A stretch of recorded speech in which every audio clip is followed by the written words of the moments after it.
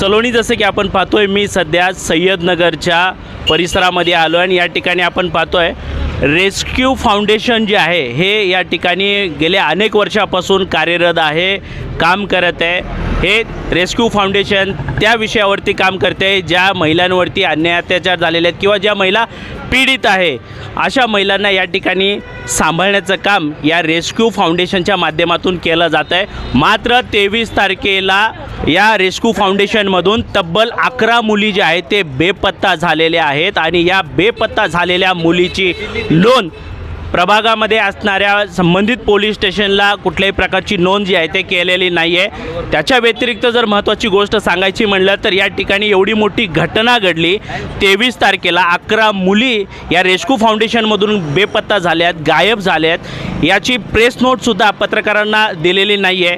पत्रकारांना या घटनेची संबंधित माहिती जी आहे ते सुद्धा दिलेली नाही आहे। या घटनेची सविस्तर माहिती घेण्यासाठी रेस्क्यू फाउंडेशनच्या गेटवरती आम्ही गेलो आणि त्या ठिकाणी एक वॉचमॅन होता, वॉचमॅनला सांगितलं आम्हाला आतमध्ये जायचं आहे। 23 तारखेला 11 मुली ज्या पद्धतीने बेपत्ता झालेल्या आहेत त्या बेपत्ता झालेल्या मुलीच्या संदर्भात विशेष माहिती आम्हाला त्या ठिकाणी घ्यायचं आहे। त्यांनी सांगितलं गेटवरती थांबा, पत्रकारांना अलाउड नाही आहे।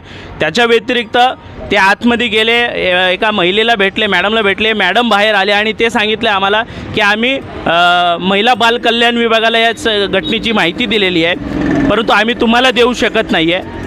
तुम्हाला का देऊ शकत नाही आहे याचे कारण काय आहे हे तुम्ही त्यांनाच विचारा असं त्यांनी आम्हाला सांगितलं आहे। मात्र आता आम्ही इथून या प्रभागातल्या काळेपडळ पोलीस स्टेशनला जाणार आहोत आणि त्या ठिकाणी वरिष्ठ पोलीस निरीक्षक मानसिंग पाटील आहेत, आपण त्यांच्यासोबत भेटून 23 तारखेला या रेस्क्यू फाउंडेशनमधून ज्या पद्धतीने 11 मुली बेपत्ता झालेल्या आहेत या मुलींचा तपास सुरू आहे की नाही, या घडलेल्या घटनेची माहिती अद्याप आपल्यापर्यंत आलेली आहे की नाही। त्याचबरोबर या ठिकाणी दलित पॅंथर संघटनेचे पुणे जिल्हा अध्यक्ष मिलिंद भाऊ सरवदेसुद्धा यावेळेस आपल्यासोबत आहेत। आपण या सगळ्या घटनेची सविस्तर माहिती आपण त्यांच्याकडनं देखील घेणार आहोत। जय भीम जय शिवराय।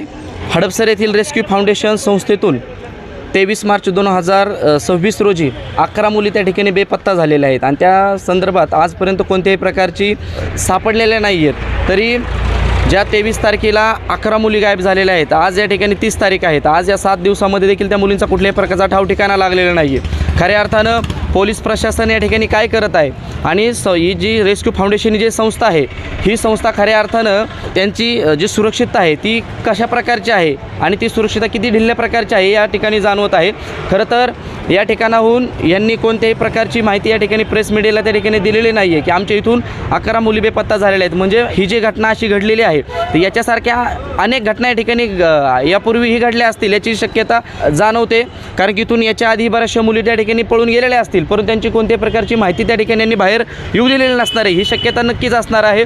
आणि काल ज्या 23 तारखेला ज्या 11 मुली गायब झाल्यात या गेलेत त्यांची माहिती यांनी प्रसारमाध्यमांना दिलेली नाही आहे। तर खऱ्या अर्थानं ही जी रेस्क्यू फाउंडेशन जे हडपसरचं आहे तर त्या ठिकाणी या संस्थेची तात्काळ चौकशी करण्यात यावी, त्याचबरोबर या संस्थेच्या व्यवस्थापनावरती गुन्हा दाखल करण्यात यावा आणि ज्या बेपत्ता मुली झाल्यात त्यांचा तातडीनं शोध घेण्यासाठी पोलिसांनी एक पथक नेमावं आणि त्याचबरोबर जे दोषी आहेत त्या दोषींवरती कठोर कारवाई करण्यात यावी आणि या संस्थेचं जे रजिस्ट्रेशन आहे, नोंदणी आहे ती तत्काळ त्या ठिकाणी पहिली रद्द करण्यात यावी, ही मागणी या ठिकाणी या न्यूजच्या माध्यमातून आम्ही करत आहोत।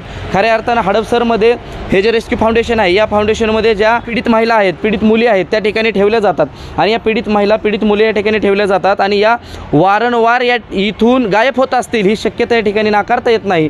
आणि आज ज्या 23 तारखेला 11 मुली गायब झाल्या त्यांची कोणत्याही प्रकारची माहिती या ठिकाणी अजून प्रसारमाध्यमांना नाही आहे, इथल्या जनसामान्य लोकांनाही त्याची माहिती नाही आहे। तर खऱ्या अर्थाने या जी रेस्क्यू फाउंडेशन आहे यांचा हा भोंगळ कारभार या ठिकाणी उघडा आणण्याचा आम्ही प्रयत्न करत आहोत।